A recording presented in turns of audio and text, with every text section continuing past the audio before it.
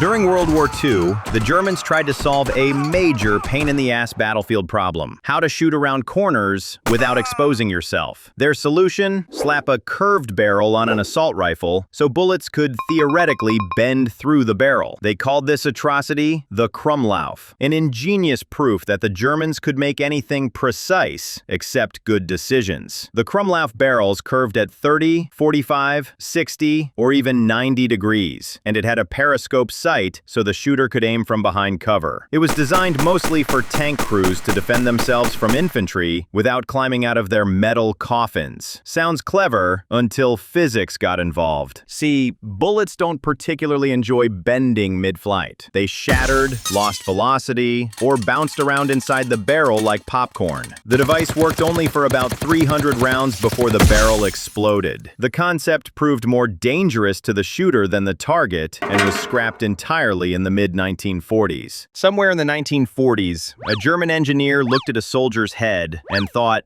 what if gun? Thus, the helmet gun was born, an actual steel helmet with a tiny .22 caliber barrel embedded in the front, ready to fire at whatever the wearer looked at. The idea was that commandos could feign surrender and then headbutt fire their enemies. In theory, it was a concealed assassination weapon. The mechanism was triggered by a wire hidden under the soldier's clothing, which pulled a pin and fired the gun. In practice, it was one wrong twitch away from turning the wearer's skull into modern art. Aside from the obvious risk of self-execution, the weapon had no accuracy, laughable range, and limited stopping power. The only thing it killed efficiently was the designer's credibility. Unsurprisingly, it never went beyond prototype testing. The helmet gun stands as a shining reminder that just because you can turn protective gear into a firearm doesn't mean you should. In the 1950s, the US Army decided that soldiers walking on the ground was just too boring. Enter the VZ-1 Pawnee, a one-man flying platform built by Hiller Aircraft. It looked like a giant fan blade with a man standing on top of it because that's exactly what it was. Two ducted rotors provided lift, and the pilot, if you can call someone riding a blender a pilot, controlled direction by shifting their body weight. The idea was that troops could hover over rough terrain or glide silently into battle. In reality, the VZ-1 was about as stable as a shopping cart on ice. It could barely rise 10 feet off the ground, had the flight time of a dying goldfish, and any gust of wind turned it into an airborne accident waiting to happen. To make things even better, the open rotors meant that one misstep could turn the operator into pieces. The Army tested it, politely applauded, and then pretended it never happened. It was too slow for combat, too loud for reconnaissance, and too dangerous for existing.